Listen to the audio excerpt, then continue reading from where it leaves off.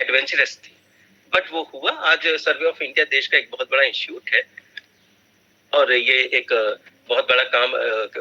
अब अगर हम किसी तो देश को अगर समझना है, देश को जानना है, तो देश के नक्शे को भी देखना होगा, उसको भी समझना होगा। और देश के अगर हम इंपीरियलिज्म के लिए किसी ने यूज किया तो डेवलपमेंट के लिए भी उसे ही यूज करना है। हम में से किसी के बहुत कम लोगों ने शायद इलाहाबाद का नक्शा आज से बहुत पहले प्रिंट आउट में देखा होगा। मैं जब था स्टूडेंट तो मुझे कभी इलाहाबाद का नक्शा नहीं देखा था मैंने, आज से 25 साल पहले जब मैं वहां रहता था, या 30 साल पहले जब मैं वहां था। तो लेकिन एक जस्ट मैप देखते ही हमें हमारा जो विजन है, हमारी जो समझ है, वो देखते हैं। जब आप गूगल मैप का यूज करते हैं, अब तो चीजें बहुत आगे बढ़ चुकी हैं। तो ये जो जियो इन्फॉर्मेशन टेक्नोलॉजी है, एवरीवेयर है, हम नोइंगली अननोइंगली यूज कर रहे हैं, ये बहुत इंपावरिंग है। एक अब जब हम गूगल मैप देखते हैं तो हमें पता है कितनी देर में पहुंचेंगे, किस जगह पहुंचेंगे, कहाँ पहुंचेंगे। जो एक प्लानर है, जो एक डेवलपमेंट है और जो डिजास्टर मैनेजमेंट काम कर रहा है, उसे पता है कहाँ पे क्या करना है, क्या नहीं करना है। एक एक पॉलिसी मेकर के लिए एक बहुत बड़ा टूल है, इंपावरिंग है। एक स्टूडेंट के लिए भी इंपावरिंग है, एक सिटीजन के लिए भी इंपावरिंग है। बट अनफॉर्चुनेटली जो टेक्नोलॉजी है, टेक्नोलॉजी एक टूल है और ये एक बड़ा रिस्की प्रोपोजिशन है। समहाउ मेरा कंफर्ट टेक्नोलॉजी से बहुत ज्यादा नहीं रहता, और तो मेरा काम उसे प्रमोट करना है, मेरा मैंडेट उसे के बारे में अवेयरनेस करनी है। कई बार आई फाउंड इट्स वेरी इंस्लेविंग। वो हमें बांध के रख देती है, हमें गुलाम बना रख देती है, और हम बस फंस जाते हैं और हम बहुत कुछ मिस करते हैं। तो इम्प्लीमेंट अगर हुआ है तो इसके साथ इसके डेंजर्स भी एसोसिएटेड हैं और इसके रिस्क भी एसोसिएटेड हैं। और टेक्नोलॉजी एक टूल होती है। कई बार अगर टायरेनिकल पर्पस के लिए चाहें तो फिर गवर्नमेंट बहुत पावरफुल हो जाती है, हमारी लाइफ में काफी इंट्रूसिव हो सकती हैं। हम जो भी कर रहे हैं, क्या कर रहे हैं, सब पता चल जाता है। तो चक्कर ये है कि अगर मैंने कहते हैं बच्चों ने कहीं पे एक छोटा सा पेमेंट किया और मैं अगर उससे अवेयर हूं, तो वो हर बार कंफर्टेबल नहीं होंगे कि पापा को पता चले कि मैंने आइसक्रीम खाई और गूगल पे से मैंने पे किया है। तो they need their own privacy, they need their space. Sometime it gets encroach and badly encroach. अब दुनिया तो बदली है, बहुत सालों से बदली है, बदलती ही रहेगी। लेकिन कुछ चीजें ऐसी हैं जिन्होंने इस बदलने की गति को एक एक्सेलरेट किया। एक तो एक त्वरित वो बहुत तेजी से बदला।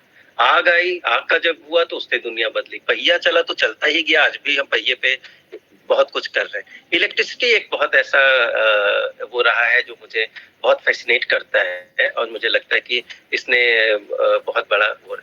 इसके बाद जब इस सेंचुरी में आएंगे तो हम लास्ट सेंचुरी में देखेंगे तो रेडियो, टीवी, फोन्स, फिर मोबाइल फोन्स। आई मीन के 25-30 साल पहले जब मैंने पहली बार मोबाइल फोन देखा तो मुझे विश्वास ही नहीं हुआ कि ऐसा भी हो सकता है क्या, कि बिना किसी तार के और होकर हम एक दूसरे से बात कर सकते हैं। फिर कंप्यूटर आया, कंप्यूटर के बाद इंटरनेट आया, फिर स्मार्टफोन आया। जीएनएसएस टेक्नोलॉजी वही है, जीपीएस, और मैं जिसकी बात कर रहा हूँ, ग्लोबल पोजिशनिंग सिस्टम और इन चीजों की एक जो बहुत और ये सारे पैरेलल जो डेवलपमेंट है कन्वर्ज हुए हैं। इसमें जो बहुत बड़ा ये डेवलपमेंट्स हुए हैं, कुछ थोड़ा सा मैं और देखना चाहूंगा। ये 2005 से 2007 तक कुछ ऐसी घटनाएं हुई हैं जिन्होंने एक बेस प्रोवाइड किया इस दुनिया को बदलने के लिए, जिसको मैं बोलूंगा कि गूगल अर्थ ऐसा था जब पहली बार एक डिजिटल मैप लेआउट हुआ और हम एक्साइटमेंट हुए सैटेलाइट्स को देख करके कि अपना घर ढूंढ सकते हैं क्या। मेरा कहते हैं जॉर्ज टाउन कहाँ पे है इलाहाबाद में, मेरा आनंद भवन कहाँ पर है, संगम कहाँ है, कैसा दिखता है। तो ये हमें एक एक्साइटमेंट आया लोगों में। पहले हम कहते थे कि जब हम प्रेजेंटेशन देते थे शुरू में 2004 वगैरह में, 5 में जब कोऑर्डिनेट शुरू किया, तो हम यही बोलते थे कि इस देश में एक ही समस्या है, मैप मैप मैप। मैप के बारे में लोगों को अवेयरनेस नहीं है, उनको पता नहीं है, मैप से सेंसिटाइज नहीं है, मैप लिटरेसी की जरूरत है। बट इस पूरे के पूरे चीजों को चेंज कर दिया गूगल अर्थ ने। इसका credit survey organisations all across the globe, किसी भी सर्वे ऑर्गेनाइजेशन को नहीं जाता। वो तो उस तरह से पॉपुलराइज नहीं कर पाए इस कॉन्सेप्ट को, एक नोशन को। बट ये गूगल अर्थ ने एक कहानी ही बदल दी। सो दूसरा फेसबुक, यूट्यूब, ट्विटर, ये बेसिकली जो सोशल मीडिया है, इसने हमारे सोचने समझने के ढंग को ही चेंज कर दिया है। आज हमारा कहते हैं मतलब हाथ में अगर मोबाइल ना हो तो लगता है कुछ खाली हो गया, अगर 15 मिनट मोबाइल नहीं देखें तो अजीब सी बेचैनी होने लगती।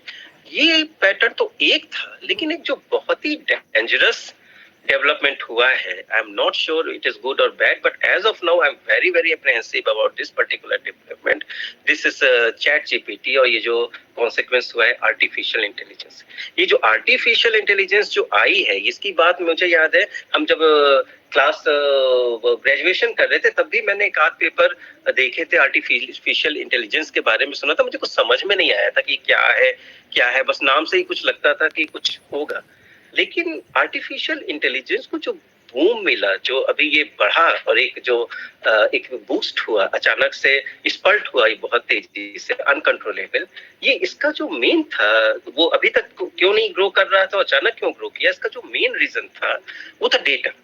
डेटा एक मेन इंग्रेडिएंट था आर्टिफिशियल इंटेलिजेंस को एक्चुअली वो करने के लिए, एक बेस चाहिए था उसको वो करने के लिए। लेकिन वो जब डेटा का ह्यूज जनरेशन शुरू हुआ, आप कुछ भी कर रहे हो, आपने एक बैंक में ट्रांजैक्शन किया तो वो ट्रांजैक्शन बहुत सारे डेटा जनरेट कर देता है कि किस एटीएम से निकाला, किस बैंक से निकाला, आपकी अपनी लोकेशन क्या है, कितना निकाला, तो बैंक के पास बहुत सारे डेटा, तो हर second huge amount of data generate हो रहे हैं।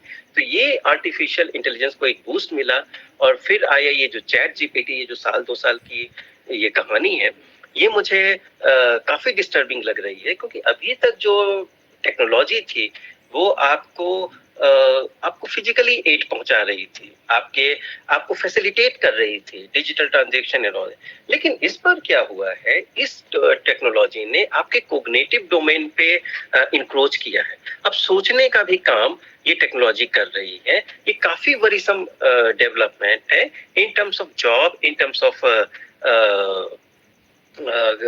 तो एक एक अजीब सी सिचुएशन आ रही है, and I think we have reasons to think about it, to ponder about it, and actually to worry about it.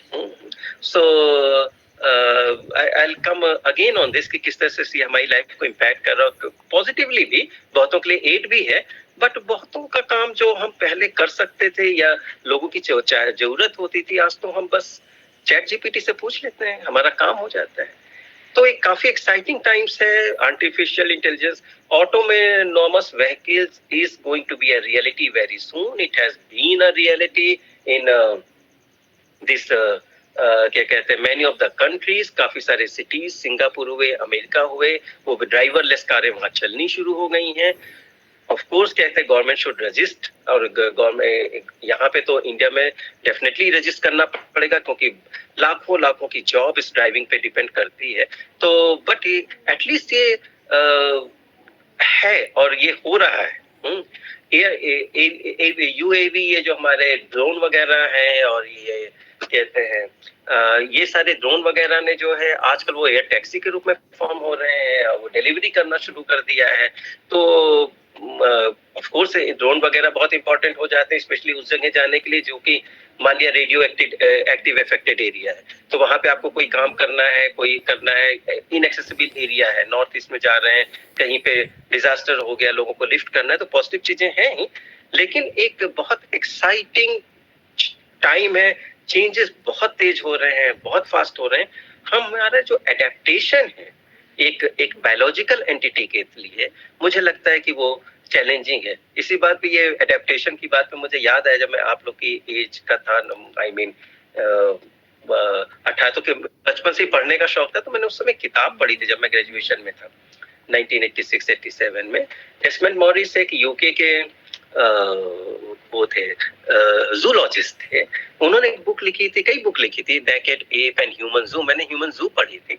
तो वो उनका कहना था कि जो अर्बनाइजेशन है, वो जो प्रोसेस है, वो इतनी फास्ट है कि हम इस चेंजेस के लिए एक बायोलॉजिकल एंटिटी की तरह अडेप्ट नहीं कर पाते, तो इसलिए कई बार हमारे बिहेवियर में एब्रेशंस आते हैं। उन्होंने अर्बन सिटी में एक ह्यूमन बीइंग को कंपेयर किया एक जू के एनिमल को, जो अपने नेचुरल हैबिटेट में नहीं है। उसको एक कॉम्प्लिकेशन, जैसे उसके बिहेवियर में एब्रेशंस आते हैं, वैसे हमारे बिहेवियर में भी आते हैं। इस तरह की चीजों उन्होंने हाईलाइट। मुझे लगता है कि अगर वो बुक वो आज के समय में लिखते तो शायद वो क्या कर रहे होते कि एक ही फैमिली में 4 लोग डिनर टेबल पे बैठे हुए हैं, पर कोई किसी से बात नहीं कर रहा है और किसी अननोन मतलब जिनसे वो वर्चुअल बात कर सकते हैं उनसे कर रहे हैं, लेकिन जिससे तो एक कहानी है। ये टेक्नोलॉजी आज हमें ओवरवेलम कर रही है, सोसाइटी के ईच एंड एस्पेक्ट में जा चुकी है और इसमें कहीं हम भी एक supremacy battle, I think we are losing it. ये जो स्लाइड मैं आपको दिखा रहा हूँ, ये स्लाइड ये सिर्फ एंड करके नहीं, ये हायरार्की भी शो कर रही है। जब मैं इसको ऑर्डर दे रहा था कि सोसाइटी ऊपर लिखूं या टेक्नोलॉजी ऊपर लिखूं या हम अपने अपने को ऊपर लिखे, मुझे लग रहा है कि ये टेक्नोलॉजी है वो ड्राइव कर रही है पूरी सोसाइटी को और हम सिर्फ एक डेटा वो बन चुके, एक नंबर बन चुके हैं और इससे ज्यादा हम कुछ रह नहीं गए हैं। दुनिया में 4-5 कंपनियां लाइक गूगल, अमेज़न और ये जो भी हैं 7-8 ये 7 कंपनियां 7 बिलियन लोगों का फेट डिसाइड कर रही हैं। एंड या तो थोड़ी बहुत बात थी, मैं सोच रहा था कि थोड़ी सी बातें कर लूं। अब वो बात करता हूँ कोऑर्डिनेट्स की कहानी। और हम ज्ञान ने वहां तक बताया कि हमने साथ किया, कहते हैं क्लास 12 तक हम साथ थे, फिर हम ग्रेजुएशन करने लगे।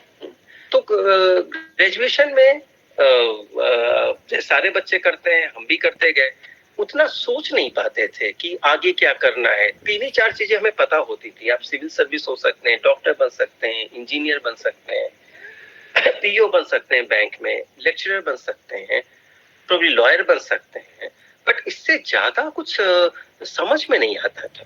लेकिन मेरे जो था शायद इससे भी लिमिटेड सोच थी, मैं वो भी नहीं सोच पाया और बस ग्रेजुएशन किया, फिजिक्स किया, केमिस्ट्री किया, मैथ किया हूँ और उसके बाद मास्टर्स करना है।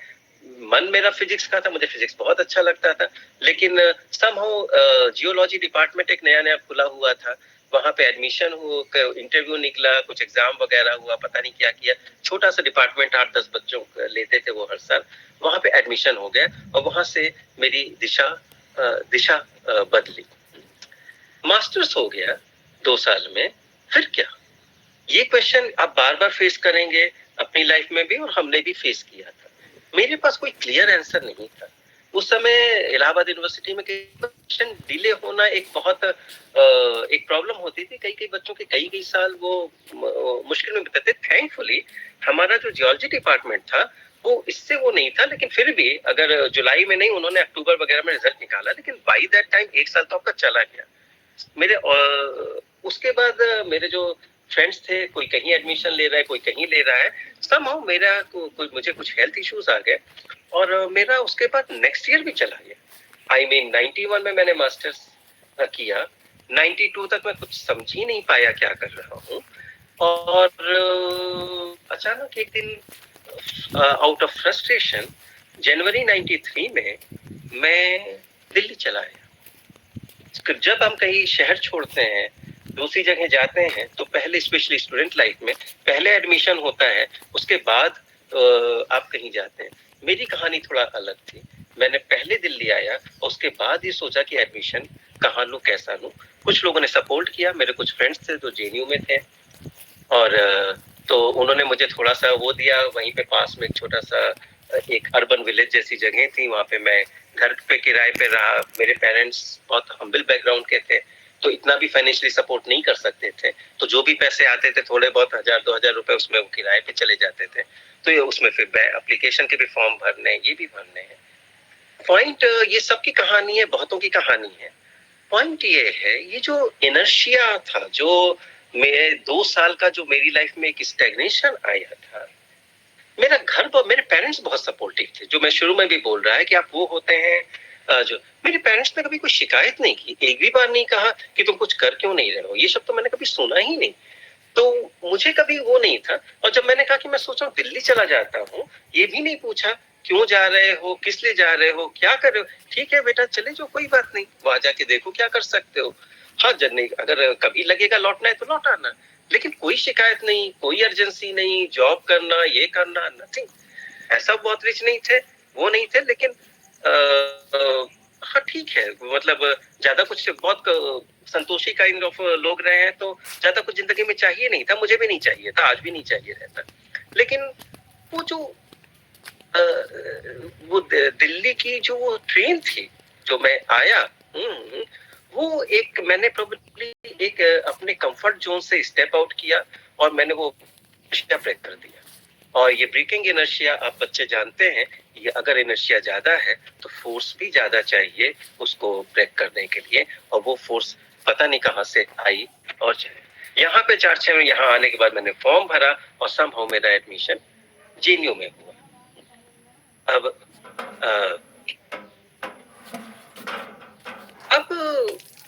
एक चीज है जो आप सबको समझनी होगी, जब भी हम लाइफ में करते हैं, एक टाइम आपको लाइफ में ऐसा होगा जब आपको एक्स्ट्रा एफर्ट करना पड़ेगा, एक एनर्जी चाहिए होगी। वो अगर कुछ लोग इंटर में कर लेते हैं तो वो इंजीनियरिंग में चले जाते हैं, मेडिकल में चले जाते हैं। मैंने तो नहीं किया था, तो मैं तो नहीं गया। उस समय तो यही होता था कि आईआईटी चले जाओ, रुड़की यूनिवर्सिटी चले जाओ, ये इस तरह की चीजें मैंने तो नहीं किया। मैंने वो एनर्जी नहीं लगाई। उसमें पोस्ट ग्रेजुएशन भी हो गया तो भी वो एनर्जी नहीं लगाई। और एनर्जी के साथ समस्या ये है कि you have to have a quantum of energy. जैसे इलेक्ट्रॉन अगर ऑर्बिट के अराउंड कर रहा है, अगर वो क्वांटम एनर्जी नहीं मिलेगी वो हायर ऑर्बिट में नहीं जाएगा। थोड़ी बहुत एनर्जी से काम नहीं करता। तो जो भी आपकी एनर्जी है, वो अगर उसमें क्वांटम नहीं है, एक पूरा वो नहीं आया, तब तक आप ऑर्बिट नहीं चेंज कर सकते। मुझे लगता है कि मेरा वो फेज था जो स्ट्रगल था 4-6 महीने का, और उसमें एडमिशन हुआ जेएनयू में। हेलो। तो वो एडमिशन हुआ, उसमें मेरी लाइफ को काफी काफी चेंज की, और ये एनर्जी ऑफ यस, ये मेरी मेन हेलो। कल के बच्चे आ जाए थे, कल से हेलो हेलो, आप बात करिए, आप शुरू करिए। वो अच्छा, किसी ने आउट काउंट कर लिया था। अच्छा, ठीक है, ठीक है। तो ये जो है, ये मेरा ये है, क्या कहते हैं, मोटिवेशन एंड मोमेंटम। जेएनयू ने मुझे एक ब्रीथिंग स्पेस दिया। अचानक मुझे एक अलग दुनिया दिखी, एक अलग दुनिया दिखी। मेरे सोचने का, मेरा समझने का, मेरा नजरिया बदला। मैंने पूरा देश देखा, पूरे देश के लोग थे। मैंने वहां पे उन लोगों को देखा जो बहुत लिमिटेड उससे, लेकिन सबसे ज्यादा जो मैंने जेएनयू में सीखा, एक मेरा जो एक हमारी अपब्रिंगिंग में कहीं ऐसा कहा जाता है कि अगर आप साइंस के स्टूडेंट हैं तो आप शायद बेटर हैं, और सोशल साइंस के बच्चे वीकर होते हैं, वो सोशल साइंस पढ़ते हैं। इस तरह के नोशन समहाउ कहीं आ जाते हैं। तो ये जो एकेडमिक एरोगेंस आ जाता है कई बार साइंस के बच्चों को, उसको मैंने टूटते हुए देखा। वो मेरा मेल्ट हुआ। मैंने देखा सोशल साइंस एक की जो फाइनेस है, जो उसके एक्सेलेंस है, जो उनकी एनालिटिकल एबिलिटीज है, उन बच्चों में जो मैंने देखा, मुझे लगा कि ये बच्चे बहुत ब्राइट हैं, बहुत सीखे हैं। और सिंस वो टेक्निकल इंस्टीट्यूट नहीं था, वो बेसिकली सोशल साइंस का इंस्टीट्यूट था, तो मुझे उनकी समझ और उनके उससे, मैंने कहने को तो मैं एनवायरमेंटल साइंस कर रहा था, बट मैं एवरीडे सोशल साइंस सीखता था उन बच्चों से जो हमारे मेस में बैठते थे, जो हमारे हॉस्टल में रहते थे, और जो हमारे कैंपस में रहते थे, जो वहाँ डिबेट होती थी, जो डिस्कशंस होते थे। तो सोचने का एक नजरिया बदला। तो क्या है जेएनयू, बट कहानी तो ऐसे नहीं होती, जिंदगी ऐसे नहीं चलती। जेएनयू आया और फिर एमफिल भी खत्म हो गया। अब क्या करूं? अल्टीमेटली तो आप तो उस रोमानियत में चले गए थे, एक लगा कि जिंदगी में एक बहुत फ्रीडम थी, कुछ भी कह सकते थे, कुछ भी डिस्कस कर सकते थे, कुछ भी बोल सकते थे, लेकिन सरवाइव भी तो करना है। जेएनयू तो एक फ्रेंडली था, एक आइसोलेटेड प्लेस था, सेफ प्लेस था, बट दिल्ली तो हॉस्टाइल थे। दिल्ली में आप कैसे सरवाइव करेंगे? वो एक चैलेंज था। तो फिर ढूंढना शुरू की गई नौकरियां। अब इन्वायरमेंटल साइंस में पढ़ा था, टेक्नोलॉजी में तो पढ़ा नहीं था कि कोई इंडस्ट्री में चला जाऊं। अचानक रियलाइज किया, कर तो लिया, उसने मुझे वापस रिवाइव तो किया उस स्टैग्नेंस से जो मेरा मास्टर्स के बाद और प्री एमफिल के बाद हुआ। मुझे नई ऊर्जा तो दी, लेकिन अब क्या? और फिर मैंने भटकना शुरू किया।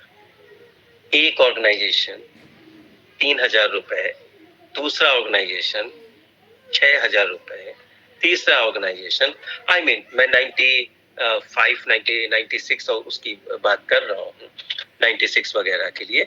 बट बस भटक रहा था, कहीं कुछ मिल नहीं रहा था, जहां भी जा रहा था कहीं ना मुझे वो वर्क कल्चर समझ में आ रहा था। सबसे बड़ी जो प्रॉब्लम फेस कर रहा था, जो एक इंटेलेक्चुअल क्यूरियोसिटी है, अगर उसको सेटिस्फाई करने के लिए आपको एक फोरम नहीं मिलता है तो एक फ्रस्ट्रेशन था। मैंने यहाँ पे मास और वेलोसिटी वर्ड को, ऑफ कोर्स मोमेंटम है तो मास और वेलोसिटी की ही बात होगी, लेकिन वेलोसिटी एक बड़ा इंटरेस्टिंग टर्म है। यहाँ पे अगर दिशा ना हो तो बड़ी मुश्किल हो जाती है। तो दशा तो है, और इसमें एक भी और दूसरी भी समस्या ये है कि ये मल्टीप्लिकेशन जब होता है, एक भी फैक्टर 0 हो गया तो आपका प्रोडक्ट 0 हो जाता है। थोड़ा भी रहे, एक ही रहे, और एक रहे तो भी समस्या होती, वो एक रह जाता है। तो मल्टीप्लाइंग इफेक्ट उसके बाद एक्चुअली शुरू करता है। तो ये जो चीज है, मैं स्ट्रगल करता रहा, लेकिन मोटिवेशन स्ट्रॉन्ग था, मोमेंटम बिल्कुल नहीं आ पा रहा था, वो स्ट्रगल चल रहा था। प्रोबब्ली जो क्रिटिकल मास है और ये जो राइट अपॉर्चुनिटी है वो नहीं मिल रही थी। समहाउ उसी सिचुएशन में एक मैरिज की भी बात हुई। मेरी सेटल नहीं था, जॉब में कुछ कर रहा था, बट पेरेंट्स को लगा जॉब होनी चाहिए, मुझे भी लगा ठीक है कुछ तो कर ही रहा हूँ। एक कंपनी थी पावर सेक्टर में काम कर रही थी, बाद में बंद भी हो गई। तो 10,000 रुपए दे रहे थे 1995 में, तो 98 में एक्चुअली 98 में। तो पेरेंट्स को लगा कि बच्चा तो 10,000 रुपीज कमा रहा है। उस समय 10,000 रुपीज दिल्ली के कॉन्टेक्स्ट में कम था, but it was not bad in the context of Allahabad. तो पेरेंट्स को लगा कर देनी चाहिए शायद। कहीं बात हुई और चीजें ऐसी बढ़ी कि मैरिज की भी बात हो गई।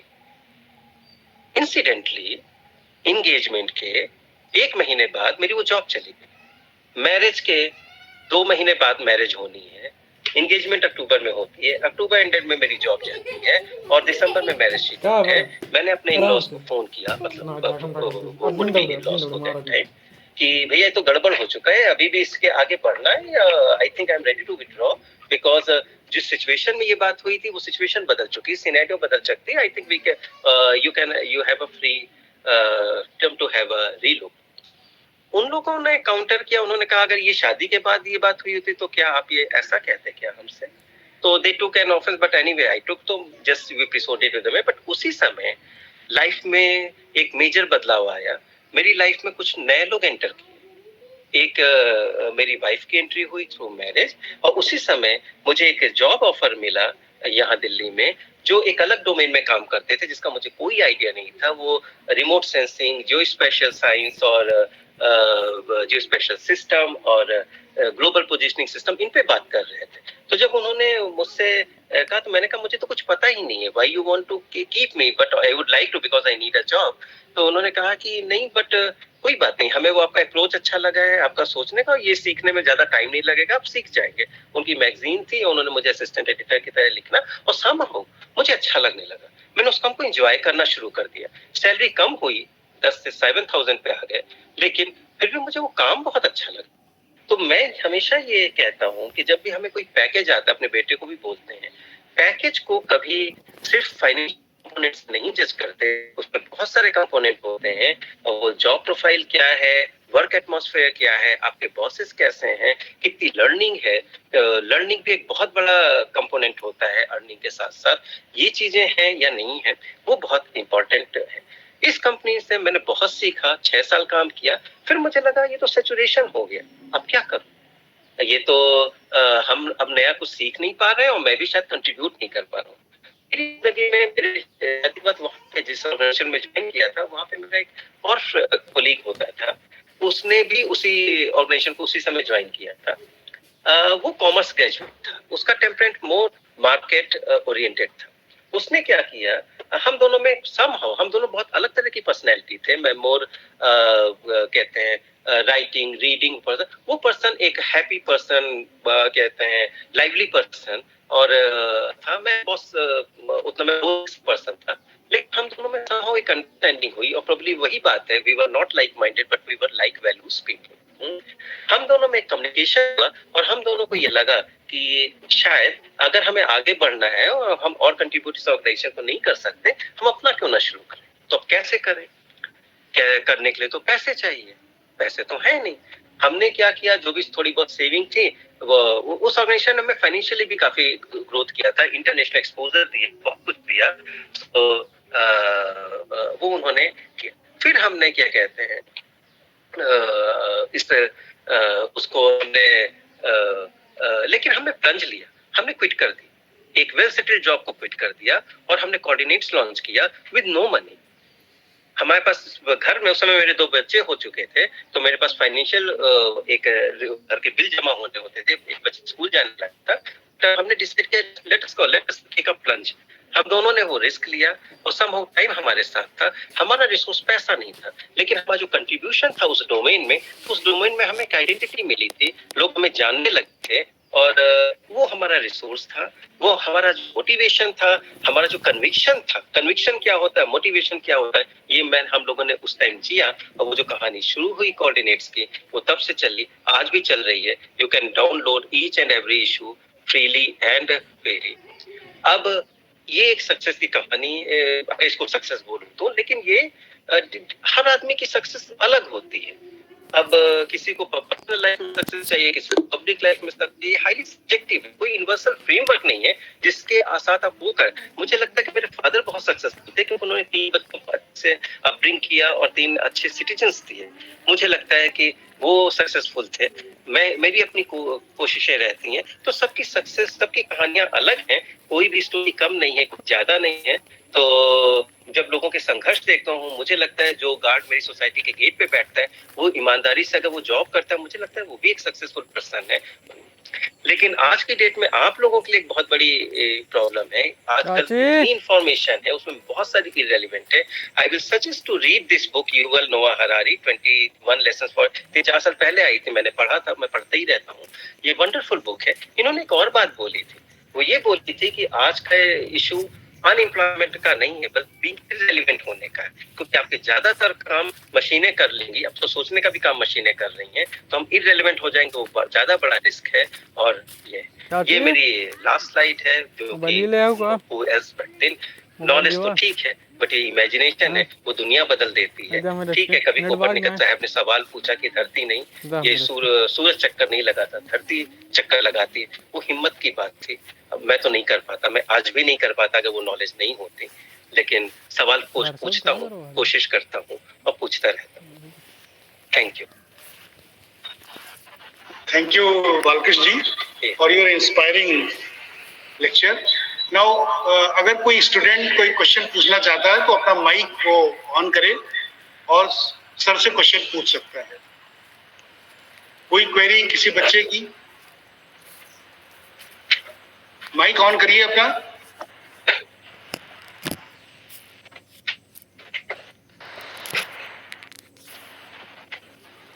अभी कुछ बच्चों ने क्वेश्चन हैंड रेज किया था, तो now it's time to ask the question. मैं आपको हाफ अ मिनट और देता हूं, अगर आपको कोई डाउट हो तो पूछ सकते हैं।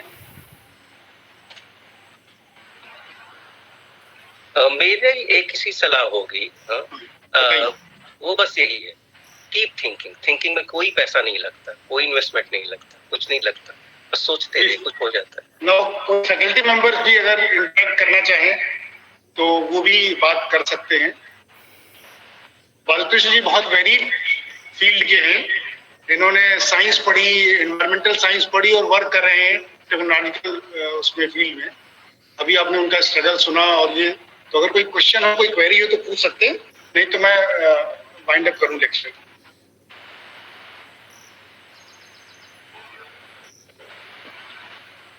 ठीक है, तो अब फॉर्मली बालकृष्ण जी को थैंक्स देने का समय है, तो हमको वोट ऑफ थैंक देने का प्रिविलेज है, तो it's my privilege to give vote of thank.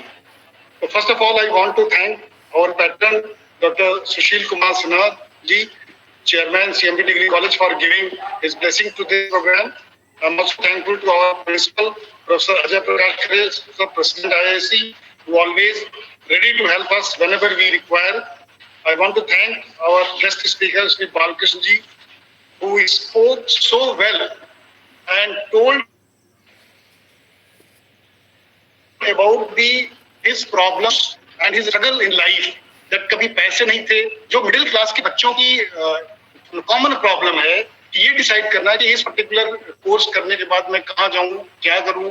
तो जो उन्होंने बात की, लास्ट की स्लाइड दी कि इमेजिनेशन करना है, वही एक हमारा पालनहार है कि हमेशा सोचिए, एक हमेशा इनोवेटिव आइडियाज ले आइए और अपना कल्चर, अपना इनोवेटिव आइडियाज को कन्वर्ट करिए और सिर्फ जॉब सीख मत बनिए, जॉब क्रिएटर भी बनिए.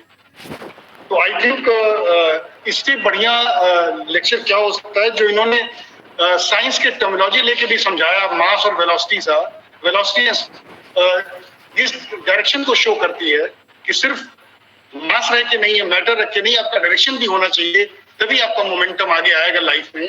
तो हमें लगता है कि आपका डायरेक्शन भी होना चाहिए, टैलेंट तो होना ही चाहिए, स्किल होनी चाहिए आपको. अगर आप डिफरेंट फील्ड के भी हैं तो भी आप डिफरेंट फील्ड में जाके काम कर सकते हैं. ऐसा नहीं कि साइंस के फील्ड में है तो आप साइंस के ही फील्ड में हैं और काम कर सकते हैं. अगर आपका टैलेंट है, आपकी स्किल है, तो आप दूसरे फील्ड में भी जाके काम कर सकते हैं. पहली जॉब बताई उन्होंने, बहुत छोटे से शुरू किया. तो बच्चों के लिए भी ये है कि जब भी देखें तो सिर्फ पैकेज ना देखें, जैसे उन्होंने कहा, बालकृष्ण जी ने कहा कि कंपोनेंट ना देखें, जॉब प्रोफाइल भी देखें, जॉब सेटिस्फैक्शन भी देखें, अपना इंटरेस्ट भी देखें, प्रोस्पेक्टिव टर्म्स में देखें कि क्या कुछ हो सकता है. तो हमें लगता है कि इतना कुछ एक लेक्चर में बनाने के लिए बालकृष्ण जी को बहुत बहुत धन्यवाद कि उन्होंने ये सारी बातें हमारे बच्चों को बताई. और I am thankful to professor Sarita Srivastava, vice president IISc, Professor Archana Pandey, convener IISc, for their support in organizing this program. My sincere thanks to all my conveners, the faculty members of the different departments who have joined and make this lecture meaningful. All the non-teaching staff who are attached with this program, I am thankful to them also. Finally, last but not the least, research scholars, PG, UG students, who have joined this lecture and make this lecture a meaningful lecture, and they have, I think, have taken something away from this lecture. And thanks all whose name I have not able to take. And thank you all. Now I request Archana Pandey ma'am, just give permission to wind up this lecture, and finally thank Balkrish ji again. Balkrishna ji, आपने बहुत बहुत अच्छा lecture किया और हमारे बच्चों के लिए बहुत मोटिवेशनल रहा. बहुत कुछ वो जरूर सीखेंगे इससे. वही नहीं, हम लोग भी सीख रहे हैं, किसी की कोई उम्र नहीं होती. हाँ, तो आपका लेक्चर बहुत ही अच्छा लगा. लेक्चर कम, ये एक तरह से टॉक जैसी आपने ज्यादा रखी, तो बहुत ही अच्छा रहा. आपको बहुत बहुत धन्यवाद. आपने अपने बिजी शेड्यूल में समय निकाला और हम लोगों का ये ऑफर एक्सेप्ट किया और हम लोग के साथ इतना समय दिया और बताया हम लोगों को बहुत सभी तरह की चीजों से. आपने हम बताया अपने बारे में भी, सोसाइटी के बारे में भी, और टेक्नोलॉजी के लिए आपने खूब बातें की. तो थैंक यू वेरी मच. आगे भी कभी मौका पड़ेगा तो मुझे विश्वास है कि आप जरूर आएंगे हम लोगों के कहीं से. कभी सुनने का मौका मिलेगा तो और अच्छा लगेगा. Thank you very much. और हम पूर्ण कर सकते हैं, कंप्लीट कर सकते हैं. तो को ये शिकायत कि हमारी बातचीत से कभी कभी कि जब भी कभी तो गंगा जमुना तो मिलती है, सरस्वती का कहना चाहता हूँ कि अब आएंगे तो हम लोग कोशिश करेंगे कि सरस्वती कराया जाए. उम्मीद करेंगे कि यहाँ दिखे. सेलिब्रिटी भी कभी आइए तो आपका वेलकम है. विश्वविद्यालय तो बालकृष्ण जी इलाहाबाद के रहने वाले, अभी भी इनका जो पेरेंट्स है, मदर है, मदर अभी भी यही रहती है. तो आप मोस्ट वेलकम. कभी भी डिग्री कॉलेज. और जहाँ तक सरस्वती की बात है, जो सरस्वती आती है वो आप ही लोग के माध्यम से, आप ही के थ्रू आती है. आप जैसे लोगों के ही माध्यम से सरस्वती का आगमन होता है. तो बिल्कुल वेलकम है आपका. जब कभी आप इलाहाबाद आए तो जरूर हमारे कॉलेज में भी आए. Thank you very much. Thank you ज्ञान जी. आपने डॉक्टर साहब, आपने बहुत अच्छा लेक्चर अरेंज करवाया और ये इवेंट आपने करवाया. तो डॉक्टर ज्ञान, आपको भी बहुत बहुत धन्यवाद. बहुत thank you madam. Thank you बाकी. Thank you. Thank you. we'll talk later, Balkrish. Yeah. अभी प्रोफेसर क्या है डॉक्टर? Thank